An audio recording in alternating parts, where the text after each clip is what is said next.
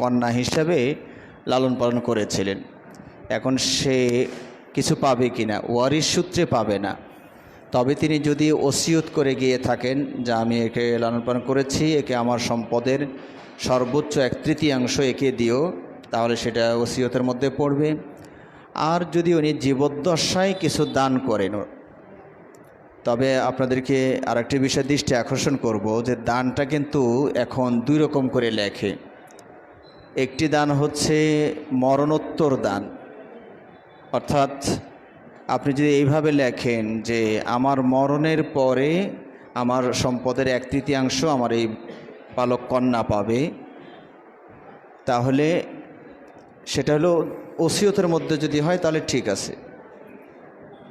কিন্তু জীবদ্দশায় আপনি যদি দিয়ে দেন তাহলে এটাও এর জন্য ঠিক হবে। আমি আবার বলি মাসালাটা, যারা ওয়ারিশ তাদের জন্য কোনো ওসিয়ত করা যাবে না, এটা আবার মনে রাখবেন। যারা ওয়ারিশ অর্থাৎ যারা আমি মারা গেলে যারা আল্লাহর বন্টনেই পেয়ে যাবে, তাদের উদ্দেশ্যে কোনো ওসিয়ত করা যাবে না। যারা ওয়ারিশ নয় তাদের জন্য ওসিয়ত করা যাবে, সেটাও সর্বোচ্চ 1/3 সম্পদের ভিতরেই থাকতে হবে। এখন যদি যারা ওয়ারিশ তাদেরকে আপনি দান করতে চাচ্ছেন, অনেক সময় মানুষ একটু কৌশল করারও চেষ্টা করেন যে আমার শুধু 2-3টা মেয়েই, আমার তো কোনো ছেলে নাই, তা আমার সম্পত্তি তো ভাই ভাতিজারা পাবে, কাজে আমি যদি এখন জীবদ্দশায় আমার সব সম্পদ 3 মেয়ের নামে লিখে দেই তাহলে এটা ঠিক হবে কি না। আমরা বলবো এই দানটা 2 রকম হয়। যদি আপনি এইভাবে লেখেন যে আমার মরণের পরে আমার স্থাবর অস্থাবর সকল প্রপার্টি সম্পত্তি আমার এই 3 মেয়ে পাবে, এইভাবে যদি দলিলটা করেন তাহলে আপনি গুনাহগার হবেন। আর যদি জীবদ্দশায় পুরো মালিকানা তাদেরকে দিয়ে দেন, মরণোত্তর দান না, আমার জীবদ্দশায় আমি আমার সম্পদ আমার মেয়েদেরকে দিয়ে দিলাম এবং তারা এখন মালিক হবে, তারাই ভাড়া উঠাবে, তারাই আবাদ করবে, তারাই সব কিছু করবে, মানে আমি পুরো মালিকানা থেকে আউট, তাহলেও এটা জায়েজ আছে জীবিত অবস্থায়। কিন্তু মরণোত্তর আমার মরণের পরে ওরা ভোগ করবে, এটা জায়েজ হবে না। তারপরও আমি আপনাদেরকে দিনী ভাই হিসাবে যেটা পরামর্শ দেব যে এমনটি কাজ কারো করা উচিত নয়। কোনটা? যে আপনার জীবদ্দশায় আপনার সব সম্পত্তি মেয়েদেরকে দিয়ে আপনি রিক্ত হস্ত হবেন, এইটা ঠিক নয়। এর জন্য ভোগান্তি হতে পারে। সেটা কি রকম? আপনি তো জানেন না কার হায়াত কতদিন। এমনও তো হতে পারে যে আপনার 3 মেয়ে আপনার আগে চলে যাবে, আপনিই রয়ে যাবেন, তখন আপনি কি করবেন? আপনার সব সম্পদ দিয়েছেন মেয়েদেরকে, মেয়েরা মারা গিয়েছে, ওগুলো সম্পদ তার ওয়ারিশ হিসেবে ওয়ারিশটা পেয়েছে, তার স্বামী পাবে হলো অর্ধেকের বেশি, অর্ধেক পাবে। যদি ছেলে মেয়ে না থাকে, ছেলে মেয়ে পেলে নয় 1/4 পাবে। আপনি বাবা হিসাবে 1/6 পরে ফিরে পাবেন, 1/6 ফিরে পাবেন।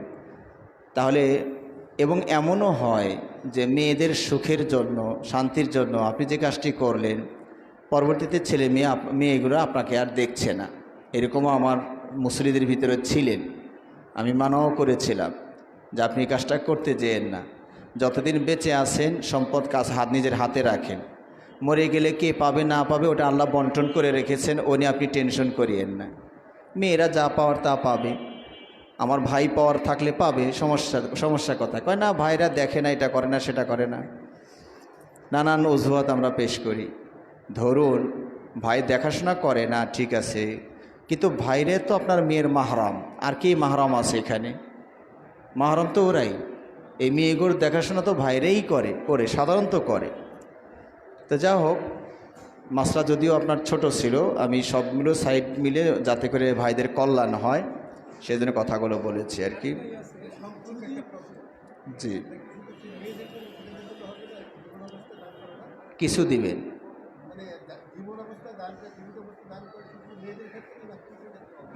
ছেলে মেয়ে যদি থাকে বা একাধিক ছেলে একাধিক মেয়ে অথবা ছেলে মেয়ে সবই আছে, এই অবস্থাতে আপনি যদি দান করতে চান তাহলে সকল ছেলে এবং মেয়েকে সমান সমান দিতে হবে। আপনি যদি ছেলেকে 1 বিঘা দেন, মেয়েকেও 1 বিঘা দিতে হবে। অর্ধেকের বন্টনটা হলে মরণের পরে, কিন্তু জীবদ্দশায় যদি আপনি দান করেন তাহলে সমান সমান দিতে হবে। কাউকে দিবেন না, কাউকে বেশি দিবেন, কাউকে কম দিবেন, একটু হ্যাঁ, এটা চলবে না। তবে যদি ওয়ারিশরা মেনে নেয়, মানে আপনার সন্তানরা মেনে নিচ্ছে যে না আমরা তো চলছি, আমাদের যা চাকরি আছে ব্যবসা আছে, আমার ওই ভাইটা চলে না, আচ্ছা দেন বাবা ওনাকে আপনি কিছু দিয়ে দেন, আমাদের কোনো দাবি দাওয়া নাই। তারা যদি স্বতঃস্ফূর্তভাবে নিজের দাবিকে ছেড়ে দেয় তাহলে আপনি ওই অভাবী ছেলেটাকে, অসুস্থ ছেলেটাকে, বিধবা মেয়েটাকে একটু বেশি করে দিতে পারেন।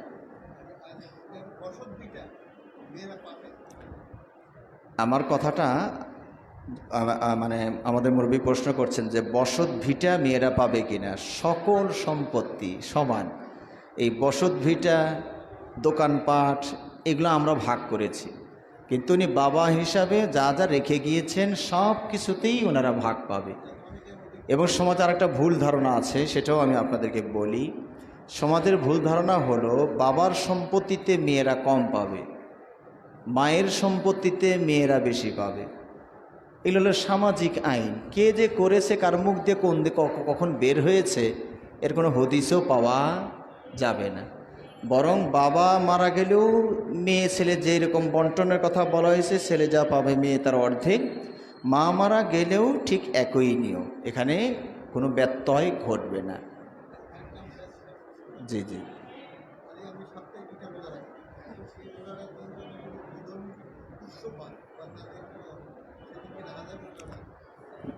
প্রশ্ন করছেন যে আমি সপ্তাহে 2 দিন সম পালন করি, অর্থাৎ সোমবার আর বৃহস্পতিবার, এবং সেই দিনটা যদি ঘটনার চক্রে কোনো অমুসলিমদের কোনো একটা অনুষ্ঠানে শোক বা শান্তি, সুখ, আনন্দ এরকম যদি কোনো অনুষ্ঠানের মধ্যে পড়ে যায়, তাদের ধর্মীয় কোনো অনুষ্ঠানের মধ্যে পড়ে যায়, তাহলে কি আমি সম পালন করতে পারবো? হ্যাঁ, আপনি অবশ্যই সম পালন করতে পারবেন, কারণ এটা তাদের সাথে সম্পৃক্ত নয়, এটা আমার শরীয়তের সাথে সম্পৃক্ত। আমার শরীয়ত এখন ফিক্সড হয়ে গিয়েছে। এখন যদি আমরা মুসলমানরা এই সিদ্ধান্ত নেই যে আমাদের ঈদের দিন যদি ওদের ঈদ পড়ে যায় তাহলে আমরা ঈদ করব না, পরের দিন করব, তাহলে আমাদের শরীয়ত পুরো লণ্ডভণ্ড হয়ে যাবে। হ্যাঁ, এটা হচ্ছে আপনি যেটা বলেছেন সেটা নবী সাল্লাল্লাহু আলাইহি ওয়াসাল্লামের যুগে শরীয়ত চলাকালীন সময়ে কিছু বেঁচে চলার চেষ্টা করতেন নবী সাল্লাল্লাহু আলাইহি ওয়াসাল্লাম। হ্যাঁ, সেটাও আল্লাহর ইচ্ছাই ছিল আর কি। যেমন মুহররমের সওমের ব্যাপারে নবী সাল্লাল্লাহু আলাইহি ওয়াসাল্লাম জানতে পারলেন ইহুদিরাও সওম পালন করে, কেন? এই কারণ। তো আমরা মুসার বিপদে উদ্ধার পেয়েছেন, শুকরিয়া স্বরূপ আমরাও সওম পালন করার জন্য বেশি হকদার। তো নবী সাল্লাল্লাহু আলাইহি ওয়াসাল্লাম একবারে পুরোপুরি যেন মিলে না যায়, এই জন্য 9কে যোগ করে দিলেন, একটু ডিফারেন্স করলেন। হ্যাঁ, এর মানে এটা নয় যে ওরা যদি এখন 9ও শুরু করে আমরা আবার 11 বাড়িয়ে দিব বা 7-এ চলে আসবো, 8-এ চলে আসবো, তা কি চলবে? না, শরীয়ত এখন ফিক্সড হয়ে গিয়েছে। এর মাঝে কারো ধর্মীয় অনুষ্ঠান আছে না আছে ওগুলোর দিকে আর আমার দেখা দেখি নাই। জামাত, মূল মসজিদ, জামাত মাঠ, এটা ঈদের মাঠ নাকি? এটা হলো মাঠ মসজিদের, এটা হলো মূল মসজিদ। জি, শুক্রবার দিন এখানে নামাজ পড়া হয়, পাশে একটা কবরস্থান আছে আর এই পাশে তো গেট, এখানেও নামাজ পড়া হয় জি, কবরস্থান পিছে রেখে। আচ্ছা। এখন এই জায়গাটা প্রশ্ন, ভাই এখানে একটা মসজিদের চিত্র এঁকেছেন, যেখানে দেখানো হচ্ছে যে ধরুন আমাদের এই মসজিদটা সামনের দিকে পুরোটাই মসজিদ, পিছনে একটা মাঠ আছে, তার উত্তর পাশে একটা কবর আছে আর মাদ্রাসা আছে। তাহলে ওই মসজিদের সালাত পড়তে কোনো সমস্যা হচ্ছে না, যেহেতু মসজিদের কবর থাকলেও পিছনে পড়ছে। কিন্তু মাঠে যদি সালাত পড়া হয় তাহলে কবরটার ডান পাশে উত্তর পাশে পড়ছে। আমরা প্রথমে আপনাদেরকে বলবো যে এই মসজিদটা যদি মাজার কেন্দ্রিক হয়, কবর কেন্দ্রিক মসজিদ গড়ে উঠেছে, তাহলে এই মসজিদে সালাত পড়বেন না। আর যদি এমন হয় যেটা কবর কেন্দ্রিক মসজিদ না, আমাদের সমাজে কিছু দাতা আছেন, ফাউন্ডার আছেন, তারা ওসিয়ত করে যান যে আমি মারা গেলে যদি আপনারা এখানে একটু কবর জায়গা দেন আমাকে, তাহলে আমি মসজিদটা করে দিবনি, মিনারটা করে দিবনি, এটা করে দিবনি, সেটা করে আমার শর্ত হলে মসজিদের পাশে আমার একটু থাকার জায়গা করে দিবে। তার মানে এই বিষয়টা, এই যে মসজিদের পাশে কবর দেওয়া, এই নিয়মটা এসেছে কোত্থেকে বলুন তো দেখি। আমার কাছে মনে হয় এটা নবী সাল্লাল্লাহু আলাইহি ওয়াসাল্লাম থেকে আসেনি, এটা এসেছে আমাদের কবি নজরুল ইসলামের কাছ থেকে। তিনি একটা কবিতায় মনের অভিব্যক্তি ব্যক্ত করেছিলেন, মসজিদের ওই পাশে আমার কবর দিও ভাই, যেন গড়েও শুয়ে শুয়ে মুয়াজ্জিনের আজান শুনতে পাই। তো এটা হচ্ছে আমাদের কবি নজরুল ইসলাম সাহেবের একটা উক্তি, বক্তব্য। এখন সেইটাকে পালন করার জন্য আমরা এখন এই যে মসজিদের পাশে আশেপাশে কবর দেওয়ার চেষ্টা করছি। দেখেছে আমাদের ওস্তাদ যে আব্দুর রাজ্জাক বিন ইউসুফ, তার একটা উক্তি উল্লেখ করতে হয়। তিনি বলেছিলেন যে ওই যদি কেউ মুনাফিক হয়, পাপী হয়, মুশরিক হয়, বেদাতি হয়, কাবার ভিতরে দাফন করলেও কাজ হবে না। বুঝতে পেরেছেন? তো সুতরাং এই মসজিদে যদি আমি আবারও বলি, যদি মাজার কেন্দ্রিক হয়, কবর কেন্দ্রিক গড়ে ওঠে, মসজিদে সালাত পড়বেন না। রাস্তাঘাটে পড়ে নেবেন, তাও এখানে পড়বেন না। দোকানপাটে পড়বেন, তাও এখানে পড়বেন না। আর যদি এখন এমনি কবরটা আছে, এটাকে কোনো পূজা করা হয় না, এর কাছে চাওয়া হয় না, এইভাবেই আছে, বাউন্ডারি দেওয়া আছে। আর আপনারা যদি মাঠে পড়েন, কবরটা ডাইনে অথবা বামে পড়ে, তাহলে আশা করি সমস্যা নেই। এখন যদি কবরস্থান মসজিদের সামনে হয়, তাহলে আমরা কি করব? তাহলে সর্বোত্তম হচ্ছে 3টি বাউন্ডারি থাকা। আর এই বাউন্ডারি মানে যে আপনাকে ওয়াল করে পাকা করে দিতে হবে এমন, হ্যাঁ আচ্ছা, এমন শর্ত না। আপনি টিন দিয়েও বেড়া দিতে পারেন। অনেক সময় আমাদের দেশে কিছু কলমির লতার গাছ পাওয়া যায়, ওটা দিয়েও একটা বেড়া দিতে পারেন। সর্বোত্তম হলো 3টা বেড়া থাকা বা বাউন্ডারি থাকা। কবরের একটা বাউন্ডারি আলাদা থাকবে, মসজিদের একটা বাউন্ডারি আলাদা থাকবে, এই দুটার মাঝখান দিয়ে আর একটা থাকবে। এটা হলো সর্বোত্তম। তা যদি না হয়, দ্বিতীয় অপশন হলো কমপক্ষে 2টো থাকবে, মসজিদের একটা বাউন্ডারি থাকবে, কবরস্থানের একটা বাউন্ডারি থাকবে। তার যদি না হয়, সর্বনিম্ন পরিমাণ যেটা, একটা বাউন্ডারি যেন অবশ্যই থাকে, আর সেটা মসজিদেরই হওয়া উচিত। কবরস্থানটা খোলা থাক, মসজিদের একটা বাউন্ডারি থাকবে, যাতে করে এটা বোঝা না যায় যে আমরা কবর সামনে কবরকে সাজদা দিচ্ছি।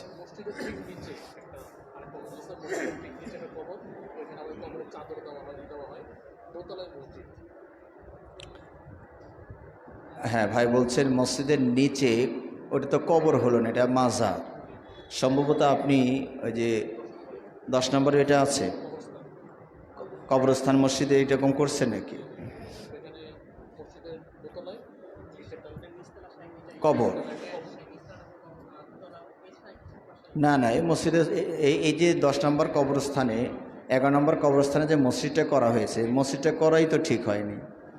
কারণ এটা হলো মৃতদের বাড়ি, জীবিতদের ইবাদতখানা করে বসে আছেন। হ্যাঁ, এখানে মসজিদই করা ঠিক হয়নি। মাসআলা হচ্ছে কবরস্থান আগে, কবর আগে, মসজিদ পরে, এই মসজিদ ভেঙে দিতে হবে। আর মসজিদ আগে, পরে কবর এখানে দেওয়া হয়েছে, কবর এখান থেকে উঠিয়ে নিয়ে যেতে হবে। হ্যাঁ, তো ওই মসজিদেও সালাত হবে না, কারণ নিচে কবর, এটা কবর কেন্দ্রিক। উক্ত মসজিদে নামাজ পড়া যাবে কি? এটা হয় গোসলের আগে ওযুর নিয়ত করলে গোসলের পর ওযু করা লাগবে কি? গোসলের আগে ওযুর নিয়ত করলে গোসলের পর ওযু করা লাগবে কি? এটা এ ব্যাপারে আমাদের হানাফি মাযহাবের যেটা ফতোয়া, গোসল করলে আর ওযু লাগে না। কারণ গোসল হচ্ছে বড় পবিত্রতা, যেখানে বড়টাই হয়ে গিয়েছে, তো ছোটটা এর মধ্যে ঢুকেই গেছে। আর এই ব্যাপারে একজন সাহাবার মত পাওয়া যায়, যে তিনি বলছেন এটা, যে ও আইয়ু উযুইন আবলাগু মিনাল গোসলি, কোন অজু আবার গোসলের চেয়ে বড়? তো বড়টাই যেহেতু হয়ে গিয়েছে তো ছোটোটার মধ্যেই হয়ে যাবে। কিন্তু আমরা বলি যে আপনি যদি গোসলের আগে সুন্নতি তরিকায় অজুটা করে নেন, যেমন ফরজ গোসলের আগে আল্লাহ নবী সাল্লাল্লাহু আলাইহি ওয়াসাল্লাম প্রথমে ময়লাটা পরিষ্কার করতেন বাম হাত দিয়ে, ডান হাত দিয়ে পানি ঢেলে ময়লাটা পরিষ্কার করতেন, এরপরে হাতটা মাটিতে ঘষে নিতেন, আমরা সাবান দিয়ে ঘষে নিলাম, এরপরে পুরো অজু করবেন। যেভাবে সালাতের জন্য অজু করেন ঠিক ওইভাবে পূর্ণ অজুটা করে নেবেন, শুধু পা ধোয়া বাদ রাখবেন। তবে পা ধোয়াটা যদি কারো এমন হয় যে পরে মনে হবে যে আমি পা ধুইলাম কি ধুইলাম না, বা সন্দেহ হয়, গোসল শেষ করে চলে গেছেন তখন মনে হচ্ছে যে আমি তো অজুর আগে পা ধুইনি, পরে কি ধুইছি, এরকম একটা ব্যাধি অনেকের হয়ে যেতে পারে। যেমন আমার কিছুটা হয়ে গিয়েছে। আমি এক সময় ওইভাবে আমল করতাম যে পাটা পরে ধুবো, কিন্তু পরে দেখি আমার ভিতরে অস্বস্তা আসে যে পরে ধুইলাম কি না, নাকি গোসল করে গা মুছে চলে আসলাম। আমার এখন সন্দেহ হওয়া শুরু হয়ে গেছে, আমি এখন পুরো ফিনিশিং দিয়ে তারপরে গোসল করি। কারণ পা পরে ধোয়ায় নবী সাল্লাল্লাহু আলাইহি ওয়াসাল্লামের যে বিবিরা ছিলেন, প্রায় বিবি তো গোসলের বর্ণনাটা দিয়েছেন, তার মাঝে একজন বিবির বর্ণনায় শুধু এটা আছে যে নবী সাল্লাল্লাহু আলাইহি ওয়াসাল্লাম পাটা পরে ধুয়েছেন। সেটার কারণে এভাবে বলা হয়েছে যে নবী সাল্লাল্লাহু আলাইহি ওয়াসাল্লাম যেখানে গোসল করতেন সেখানে তো বালুময় একটা জায়গা, উপর থেকে পানি ঢাললে সিটকে আবার পায়ে লেগে যায়, ময়লাগুলো আবার লেগে যায়, এই জন্য হয়তো বা নবী সাল্লাল্লাহু আলাইহি ওয়াসাল্লাম পরে পাটা ধুয়েছেন। তো পরে পা ধোয়াটা একদম ফরজ না, সুন্নাতের ভিতরে আছে। আপনি যদি পুরা, আর অন্যান্য বিবিরা কিন্তু এই বর্ণনা করেন নাই যে নবী সাল্লাল্লাহু আলাইহি ওয়াসাল্লাম পাটা পরে ধুয়েছেন, তারা বলছেন অজু করে নিয়েছে, তার মানে অজু কমপ্লিট করেছেন, এটাই বোঝা যায়। তাহলে আপনারা গোসলের আগে যদি সুন্নত অনুযায়ী যে অজুটা যেভাবে করে নেয় পুরো অজুটা করে নিয়ে গোসল করলেন, তাহলে আর অজু করা লাগবে না।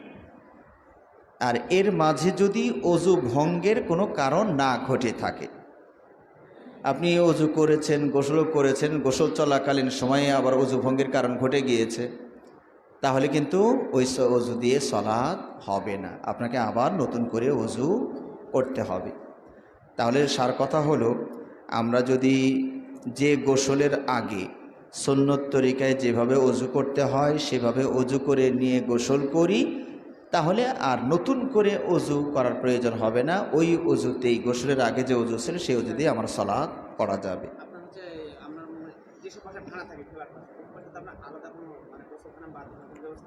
হ্যাঁ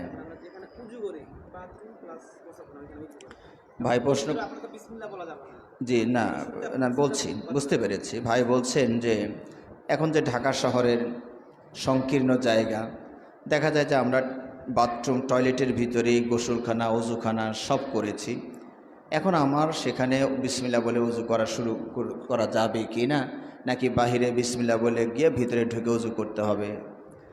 আসলে টয়লেট বলতে আমরা কিন্তু এখন যে বাউন্ডারিটা আছে পুরোটাই তো আমার টয়লেট নয়। আমি ঘরটা যখন নির্মাণ করি তখন আমি একাধিক নিয়তেই নির্মাণ করেছি। সেটা কি, এখানে একটা উঁচু জায়গা করেছি যেটা টয়লেট, টয়লেটের জায়গা শুধু এইটুকুই। কমোড যদি করে থাকেন, কমোড পা রাখার পরে যেটুকু জায়গা নেয় এইটুকু হলো আমার বাথরুম। পরে আমি গোসলখানা করেছি, করে আমি অজুখানা করেছি। এই পুরো একটা রুমের ভিতরে আছে বলেই সবটুকু টয়লেটের মান পেয়ে যাবে, এটা ঠিক নয়। বরং কখনো কখনো কোনো কোনো ধনী এলাকায়, আমি যেমন ফরিদপুরে একটা জায়গায় গিয়েছিলাম, ফরিদপুরিতে সম্ভবত যেটা মনে পড়ছে, ধনী মানুষ, তিনি একটা ফ্ল্যাট করেছেন, বিশাল বড় ফ্ল্যাট। তো একটু ওয়াশরুমের প্রয়োজন হয়েছে, বললাম কয় ওই যে এইদিকে যান।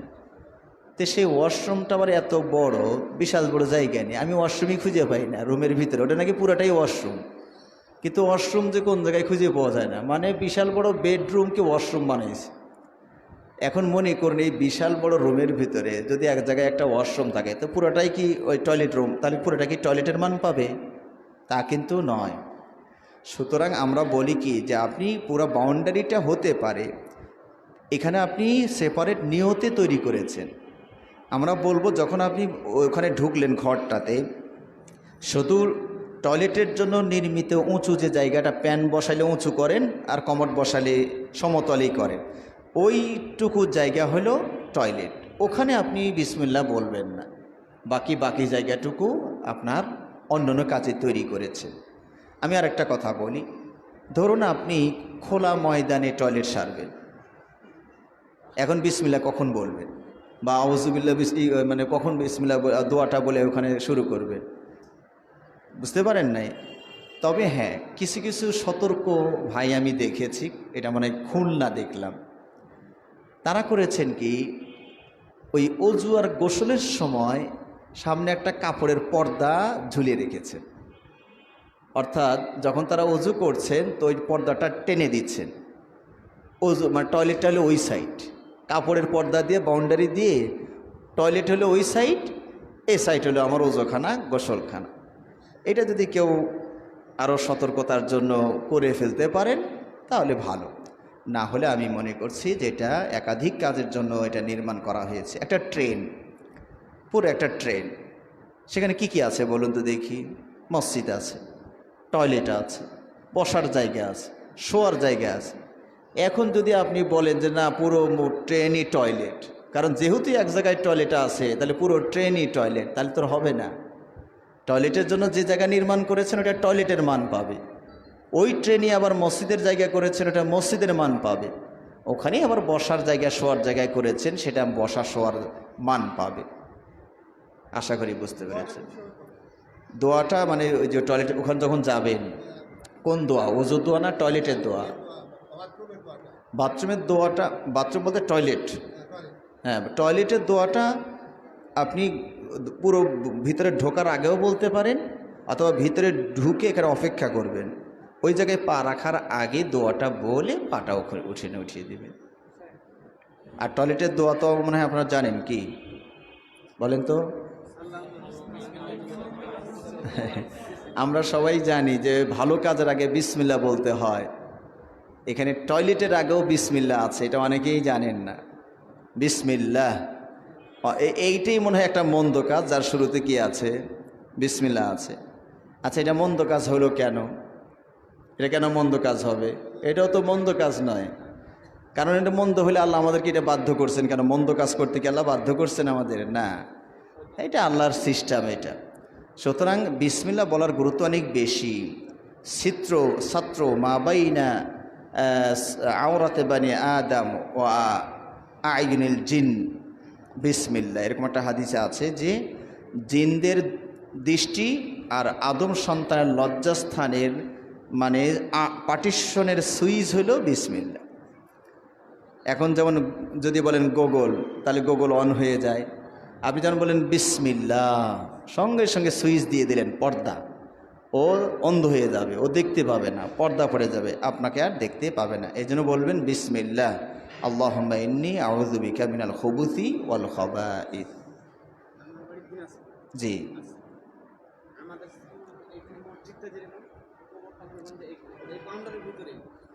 কবরটা পিছনে, কবরটা পিছনে। আচ্ছা, জি,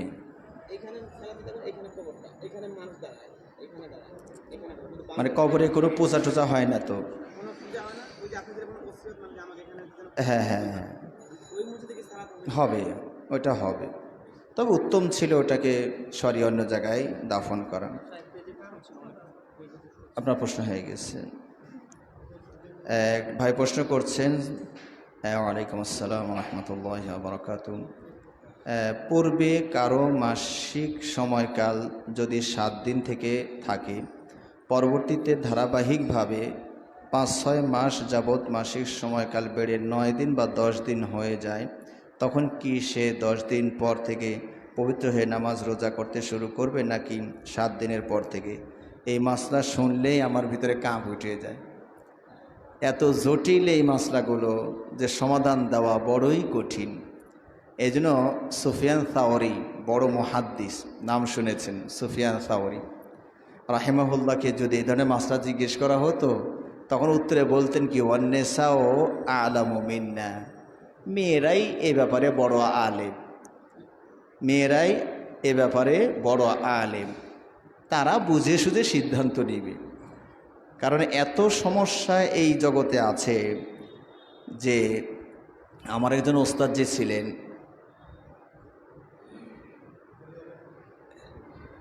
5 মিনিটের মতো আর কি, জাযাকাল্লাহ খায়র। জি, তো বলছে আমার এক ওস্তাদজি ছিলেন, উনি এই এই মাসলাটার উপরে, এই যে মাসিকের যে সমস্যাগুলো, তো এটার উপরে তিনি মাস্টার্স করেছিলেন, মদিনা ভার্সিটির ওস্তাদ। তাহলে মাস্টার্সের ডক্টরেটের একটা বিষয় হতে পারে এই পর্বটা, তাহলে কত গভীর মাসলার ভিতরে আছে চিন্তা করেছেন নাকি? তো আমার এখন সংক্ষেপে উত্তর হচ্ছে যেটা, যে মেয়েরা এই ক্ষেত্রে 4 শ্রেণীর হয়। এক শ্রেণী হচ্ছেন কারো নিয়মিতই চলতে থাকে, মানে জীবনের শুরু থেকে একটা নির্দিষ্ট সময় ছিল 7 দিন, কিন্তু পরবর্তীতে গিয়া সেটা অনিয়ম হয়ে গিয়েছে। তাহলে তিনি কি করবেন? তিনি ওই প্রথম 7 দিনই মাসিক ধরবেন, বাকিগুলো অসুস্থজনিত রক্তক্ষরণ মনে করে গোসল করে ওযু করে সব বাকি যেগুলো নিষেধ হয়ে গিয়েছিল সেগুলো করতে থাকবেন। আরেক প্রকার মেয়ে আছেন, মহিলারা আছেন, যারা দিন তারিখ দিয়ে তার জীবনের শুরু থেকেই তিনি কোনো দিন তারিখ নির্দিষ্ট পাচ্ছেন না। তিনি রক্তের কালার এবং গন্ধ দেখে চেনেন। এটার একটা বিশেষ একটা কালার আছে, এটা বলা হয়েছে ফাইন্নাহু দামুন আসওয়াদ ইউরাফ, এটা কালো, রক্তের কালারটা হবে কালো, বোঝা যায়। নবী সাল্লাল্লাহু আলাইহি ওয়াসাল্লাম হাদিসে বলছেন কালো, এবং কিছুটা স্বাভাবিক রক্তের যে গন্ধ সেটা থাকবে না, একটা অপ্রীতিকর একটা গন্ধ থাকবে। এখন কোনো মেয়ে যদি জীবনের শুরু থেকেই দেখছে যে না তার কোনো দিন তারিখ ঠিক নেই, প্রথম মাসে 5 দিন, পরের মাসে 7 দিন, তারপরে আবার 2 দিন, তারপরে আবার 10 দিন, তাহলে তিনি কি করবেন? তিনি ওই রক্তের কালার দেখে নির্ণয় করবেন। যদি কালারের মধ্যে মাসিকের রক্তের যে কালার হয়, বৈশিষ্ট্য হয়, সেই বৈশিষ্ট্য যে কয়দিন, সেটা 2 দিন হতে পারে, 5 দিন হতে পারে, 1 মাসে 2 দিন হয়েছে আর 1 মাসে 7 দিন হতে পারে, তিনি ওই কালার দেখে দেখে নির্ণয় করে সালাত পড়বেন। ওইটা যখন পাক হয়ে গেলেন সালাত পড়বেন। আরেকটি হচ্ছে যে মেয়েটার জীবনের শুরু থেকেই অনিয়মই চলছে, তিনি কালার দেখেও চিনতে পারছেন না, আবার কোনো দিনও তার ঠিক নাই, তাহলে কি করবেন? তখন তিনি তার বয়সের ওই সময়ের বা ওই সময়ের মেয়েদের, ওই সমাজের মেয়েদের বেশিরভাগ মেয়েরা যেটার উপরে আমল করে যাচ্ছে তিনি ওইটার উপরে আমল করবে। ধরুন উনি যে সমাজে বাস করে বেশিরভাগ মেয়েরই 6-7, তাহলে উনি ওই 6-7 দিন বিরত থাকবেন, এরপরে গোসল করে ইবাদত বন্দেগী যা নিষেধ হয়ে গিয়েছিল সেগুলো করবেন। 4 নম্বর হচ্ছে জীবনের শুরু থেকে তার একটা নির্দিষ্ট মেয়াদ ছিল, কিন্তু পরবর্তীতে সে এই মেয়াদের কথাটা সম্পূর্ণভাবে বিস্মৃত হয়ে যায়, কত যেন ছিল আর মনেই আসে না। হয়তো আপনারা আশ্চর্য হবেন যে নিজের জীবনে 10 বছর 20 বছর এই নিয়ম চললো, হঠাৎ করে আবার ভুলে যায়, এটা কেমনি হয়, তাই না? তো আমার ছাত্রও মাঝে মাঝে আশ্চর্য হয় যে ওস্তাদ এটা কেমনি হয়, 10 বছর ধরে একটা নিয়মে চলছে 7 দিন, এরপরে আবার ভুলে যায় কেমনি? তখন আমি বললাম আচ্ছা তুমি তো তার চেয়ে জটিলটা ভুলে যাও। তুমি 1 সেজদা দেওয়ার পরে মনে হয় যে এটা 1টা না 2টা, সেজদা তো আপনিই দিলেন, সেজদা তো আপনি দিলাম, 1 সেজদা দেওয়ার পরই সন্দেহ হচ্ছে যে এটা 1টা দিলাম না 2টা দিলাম, তো ওটা তো 10 বছর আগের কথা। তোমার এই রানিং ভুলটা কেমনে হইল? ভুল তো ভুলই, যেটা আত্মবিস্মৃত যখন হয়ে যায়। ওমর রাদিয়াল্লাহু আনহু আর আম্মার রাদিয়াল্লাহু আনহু সফরে ছিলেন, দুইজনেরই গোসল ফরজ হয়ে গেছে। আম্মার রাদিয়াল্লাহু আনহু মাটিতে গড়াগড়ি করে সলাৎ পড়ে নিলেন, পানি নাই, সলাতের সময় হয়ে গিয়েছে। ওমর রাদিয়াল্লাহু আনহু গোসলও করলেন না, সলাতও পড়লেন না। যে এই অপবিত্র শরীর নিয়ে সলাৎ পড়বো কেমনি? হ্যাঁ, তুমি গড়াগড়ি করলে কি হবে নাকি? এই ঘটনা কি ভোলার ঘটনা? বেচারা মাটিতে গড়াগড়ি করছে, দেখলাম আমি, এটা কি ভোলার ঘটনা? পরবর্তীতে ওমর রাদিয়াল্লাহু আনহুর যুগে যখন একটা এইরকম মাসলা আসছে, নবী সাল্লাল্লাহু আলাইহি ওয়াসাল্লামের কাছে আসলে তখন একটা সমাধান নবী সাল্লাল্লাহু আলাইহি ওয়াসাল্লাম করে দেন। আম্মারকে বলেন যে এই তোমার পুরা গড়াগড়ি দরকার ছিল না, মাটিতে হাত মেরে মুখমণ্ডল আর হাতের কবজি এটুকু মাসা করলেই হয়ে যেত, পুরা গড়াগড়ির দরকার ছিল না। নবী সাল্লাল্লাহু আলাইহি ওয়াসাল্লাম যখন সমাধান দেন তখনও ওমর রাদিয়াল্লাহু আনহু উপস্থিত ছিলেন। পরবর্তীতে ওমর রাদিয়াল্লাহু আনহুর যুগে যখন উনি খলিফা হওয়ার পরে যখন এরকম একটা মাসলা ওনার কাছে আসছে, তখন তো ওমর রাদিয়াল্লাহু আনহু কী ফতোয়া দেবেন আর মনে পড়ছে না কিছু। তখন আম্মার বলছে যে হে আমিরুল মুমিনিন, আপনার কি ওই ঘটনাটা মনে পড়ছে না যে আমি আর আপনি সফরে ছিলাম, এই ঘটনা হয়েছিল? তো নবী সাল্লাল্লাহু আলাইহি ওয়াসাল্লাম এইটা বলেছিলেন। তো ওমর তখন একটু চোখ রাঙিয়ে বলছেন, মাযা তাকুল, কি বলছে এগুলো? তার মানে ওমরের জীবনে ঘটনা একদম ভুলে গিয়েছে।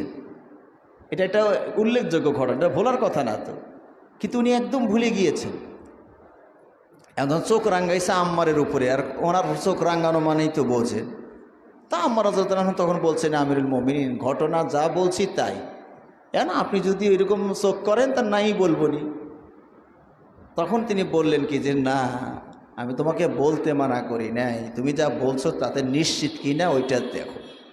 কিন্তু ওমরের মোটেই মনে নাই ঘটনাটা, তা ভুলে যাওয়াটা এটা অস্বাভাবিক কিছু নয়।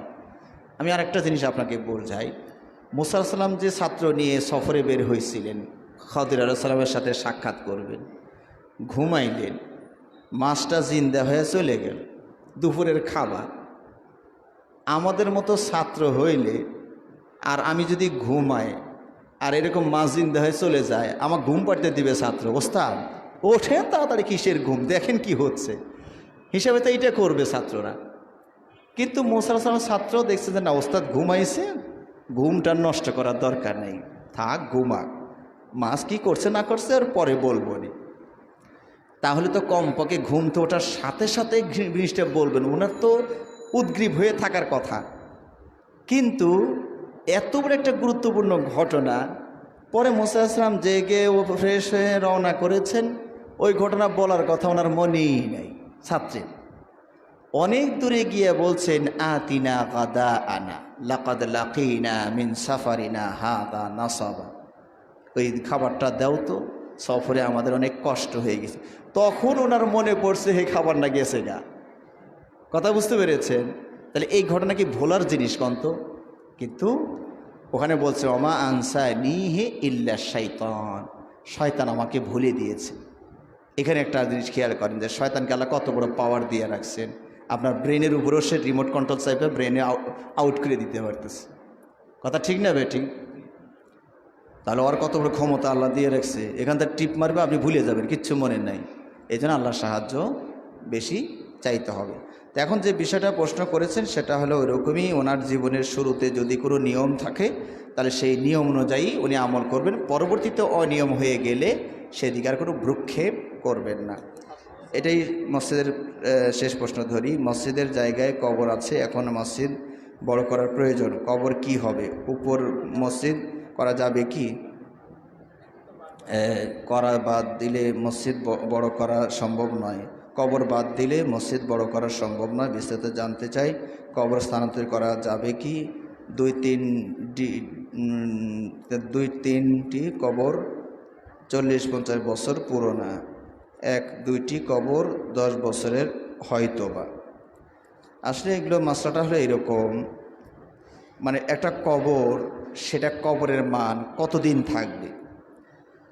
ধরুন আদম আলাইহিস সালামের সন্তানরা কে কোথায় মরে গেছে, সব কবর কি আমরা জানি? এমন তো হতে পারে এখানে কোন বংশ ছিল, তার কবরের উপরে আমরা পরবর্তীতে বাড়িঘর করেছি, চিহ্ন নাই, কিছু নাই।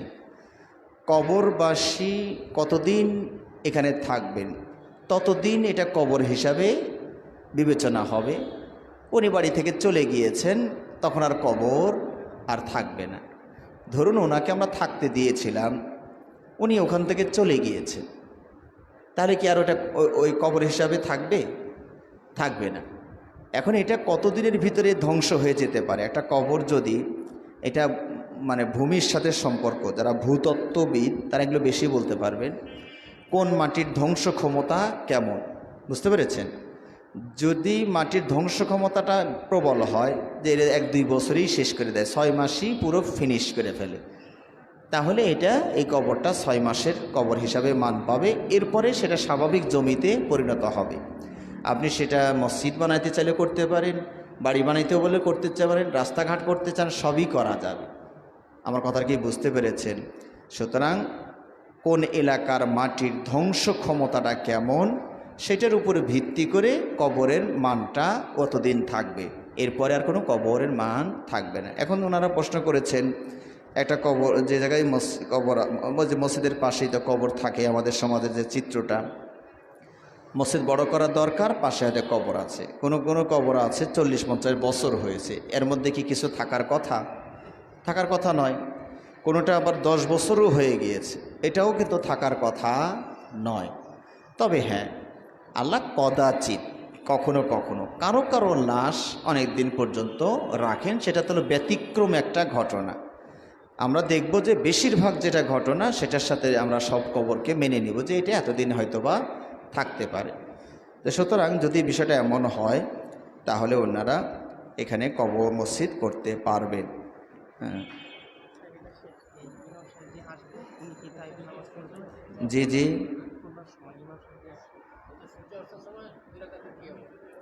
সূর্য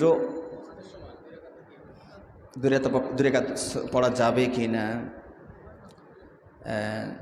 মানে সলাৎ নিষেধ হলো 5টার সময় সলাৎ পড়া নিষেধ। তার হলো একটা হলো সূর্য ওঠার সময়, মাথার উপর যখন থাকবে, ডোবার সময়, এই 3টা হলো শক্তভাবে নিষেধ। আর আসর থেকে বেলা ডোবা পর্যন্ত, ফজর থেকে বেলা ওঠা পর্যন্ত এটার নিষেধটা একটু হালকা। ওই 2টার সময়ে যদি কারণিক সালাত পাওয়া যায় তাহলে পড়তে পারবেন। কারণিক সালাত মানে কি? যে সুন্নাতের আগে পিছনে কারণ আছে। যেমন আপনি মসজিদে ঢুকেছেন, একটা কারণ পাওয়া গিয়েছে আসরের পরে বা ফজরের পরে, তাহলে আপনি 2 রাকাত পড়ে বসতে পারেন। আসরের পরে অজু করেছেন, তাহলে 2 রাকাত পড়তে পারেন, তাহিয়াতুল অজু। জানাজা এসেছে, পড়তে পারেন। আচ্ছা, এখন একদম ওই যে ডুবার সময়, একদম ওঠার সময়, একদম মাথার ওপরে, এই সময়গুলো কি হবে? এই সময়গুলো সালাত থেকে বিরত থাকাটাই আমি উত্তম মনে করি। তবে যেমন সহিহ ফিকহুস সুন্নাহর যিনি লেখক আবু মালিক, তার মতে আবার ওই সময়েও 2 রাকাত যে দখুলের মসজিদ বলি, এটা পড়া যাবে। উনি ওটাকেও এই হাদিসের দ্বারা খাস করছেন যে পড়া যাবে না, তবে যদি দখুলুল মসজিদ হয়, তবে যদি তাহিয়াতুল মসজিদ হয়, তবে যদি জানাজার সালাত হয়, তাহলে পড়া যাবে। কিন্তু বেশিরভাগ ওলামা, জমহুর যাকে আরবি ভাষায় বলে, বেশিরভাগ ওলামাই এই 3টার সময়ে বিরত থাকার পক্ষে। কেন? সময়টা খুব বেশি সময় নয়, এমনকি জানাজাও যদি এই সময়ে আসে না পড়া, কারণ এই মাত্র 10টা মিনিট 15টা মিনিট, এইটুকুর ভিতরে জানাজা এত নষ্ট হওয়ার সম্ভাবনা, রোগী মানে যার লাশ পচে গলে যাওয়ার কথা নয়। হ্যাঁ, এই জন্য এইটুক সময় কমপক্ষে বিরত থাকা ভালো। এটা কোনটা প্রশ্ন ভাই? 2টা দেখা যায়, উপরেরটা নিচেরটা? আচ্ছা, শেখ মসজিদে প্রবেশ করলে 2 রাকাত সালাত পড়তে হয়। আমার প্রশ্ন হলো, যিনি বা যে শেখ বা ইমাম খুতবা দিবেন, এই 2 রাকাত সালাত কি উক্ত ইমাম বা শেখের জন্য প্রযোজ্য কি না, দয়া করে জানালে উপকৃত হব। না, আল্লাহ নবী সাল্লাল্লাহু আলাইহি ওয়াসাল্লাম এই সালাতটা পড়তেন না। খতিব যিনি, নবী সাল্লাল্লাহু আলাইহি ওয়াসাল্লাম বাসা থেকে সরাসরি ঢুকে খুতবায় উঠে যেতেন।